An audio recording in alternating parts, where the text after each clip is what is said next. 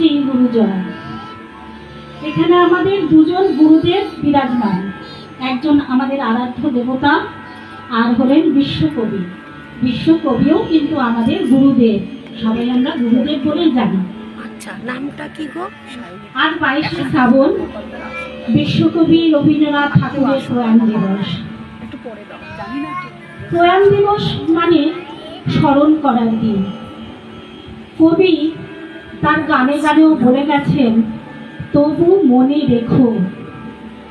অর্থাৎ কবিও চান তাকে যেন আমরা চিরদিন মনে রাখি। আজ এই 22শে শ্রাবণে আমার ক্ষুদ্র নিবেদন, 22শে শ্রাবণ 1348 বঙ্গাব্দের 22শে শ্রাবণ।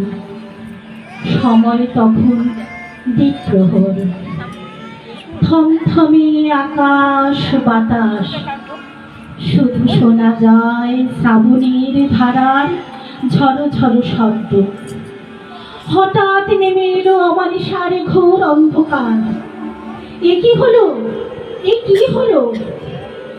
এই বুঝি নিভে গেল প্রখর রবির আলো, যে আলোয় আলোকিত ছিল বিশ্ব চরাচর।